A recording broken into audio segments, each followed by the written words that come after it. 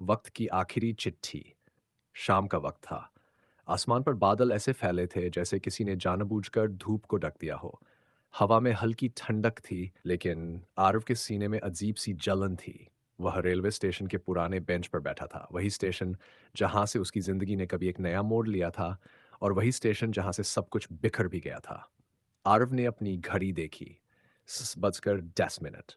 Train आने में अभी वक्त था, मगर उसका दिल जैसे कहीं और ही अटका हुआ था। कुछ जगहें कभी पीछा नहीं छोड़ती, उसने खुद से बुदबुदाया।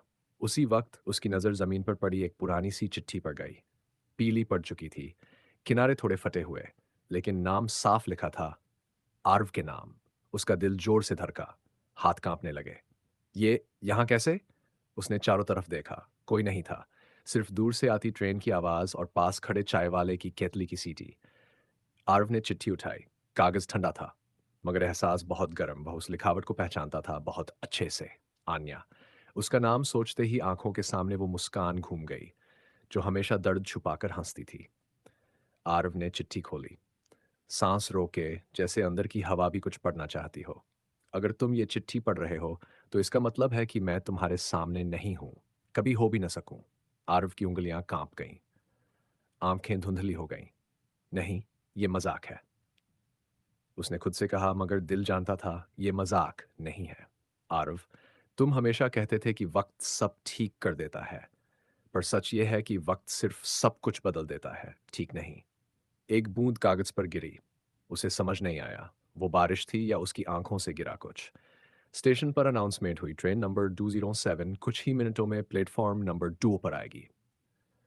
आरव का वजूद वहीं था, मगर उसका मन बहुत पीछे चला गया। कॉलेज का वो आखिरी दिन, आन्या की चुप्पी, और वो अधूरी बात जो कभी पूरी नहीं हो पाई। मैंने तुमसे बहुत कुछ छुपाया, इसलिए नहीं कि भरोसा नहीं था, बल्कि इसलिए कि डर था कि सच जानकर तुम रुक जाओगे। आरव की आंखें बंद हो गई। दिल में एक ही सवाल गूंज रहा था, तुमने मुझे अकेला क्यों छोड़ा आन्या? हवा तेज हो गई, कागज हिलने लगा जैसे वो खुद भी बोलना चाहता हो। और तभी चिट्ठी का आखिरी पैराग्राफ पढ़ते ही आरव की सांस अटक गई।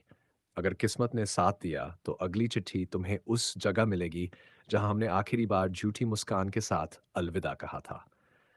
आरव खड़ा हो गया। ट्रेन आ चुकी थी, लोग चढ़ रहे थे, शोर था, मगर उसके कानों में सिर्फ दिल की धड़कन सुनाई दे रही थी। वो जगह, उसने धीमे से कहा, और बिना ट्रेन में चढ़े वह स्टेशन से बाहर की तरफ चल पड़ा, क्योंकि कुछ अधूरी कहानियां ट्रेन से नहीं, सच से पूरी होती है। स्टेशन पीछे छूट चुका था। आरव तेज कदमों से चलता जा रहा था, मगर उसके भीतर सब कुछ ठहरा हुआ था। वो जगह जहां आखिरी बार आन्या ने मुस्कुराकर कहा था, सब ठीक हो जाएगा आरव, और उसने भरोसा कर लिया था, बिना सवाल किए, बिना रुके। बारिश शुरू हो चुकी थी, हल्की नहीं, ऐसी जैसे आसमान भी आज कुछ कहना चाहता हो। आरव एक पुराने पार्क के गेट पर आकर रुक गया। जंग लगा गेट, टूटी बेंचें, और बीच में खड़ा वही पुराना पीपल का पेड़। यहीं उसने आन्या का हाथ छोड़ा था। मैं बस कुछ दिनों के लिए जा रही हूँ, उसकी आवाज़ अभी कानों में गूंज रही थी। आरव ने जेब से पहली चिट्ठी निकाली, भीग चुकी थी, मगर शब्द अब भी जिंदा थे। उसकी नज़र बेंच के नीचे पड़ी एक छोटी सी डिब्बी पर गई। धड़कन तेज हो गई। नहीं, ये सब सिर्फ यादें नहीं हो सकती। उसने कांपते हाथों से डिब्बी खोली। अंदर एक और चिट्ठी थी।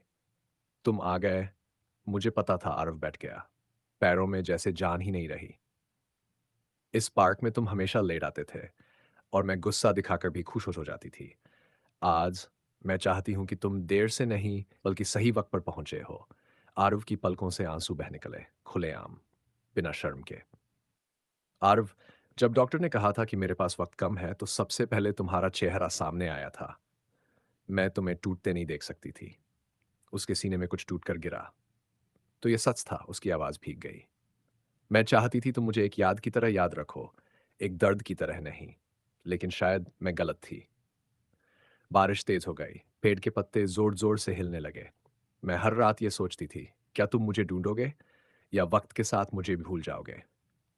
आरव ने चिट्ठी सीने से लगा ली। मैं ढूंढ रहा था आन्या, हर दिन। अगर ये तीसरी चिट्ठी तुम्हें मिले, तो समझ लेना कि मैं अब बहुत पास हूं। शायद दिखूं नहीं, मगर महसूस जरूर होंगी। हवा अचानक थम गई। पीपल के पेड़ के नीचे एक पुरानी लाल चुनरी बंधी हुई थी, वही जो आन्या हमेशा पहना करती थी। उसका दम घुटने लगा। वहां कोई नहीं था, फिर भी उसे लगा कोई उसके पास बैठा है। मुझे माफ कर देना अगर मेरी खामोशी ने तुम्हें सजा दी हो। मेरा प्यार कभी कम नहीं हुआ, बस मेरी सांसें कम हो गई थीं। आरव जोर से रो पड़ा, खुलकर, जैसे सालों का रोना आज इजाजत पा गया हो। चिट्ठी का आखिरी हिस्सा पढ़ते ही वह सन्न रह गया। आखिरी बार पीछे मुड़कर देखना आरव, मैं वहीं मिलूंगी जहां तुमने मुझे छोड़ा था। आरव धीरे धीरे मुड़ा। बेंच खाली थी, बारिश थी, हवा थी, लेकिन दिल भरा हुआ था। उसने आंखें बंद की और पहली बार दर्द के साथ शांति भी महसूस की। अलविदा नहीं, उसने धीमे से कहा, फिर मिलेंगे। और उस पल आरव समझ गया, कुछ प्यार मुलाकात के मोहताज नहीं होते, वो वक्त के पार जिंदा रहते हैं।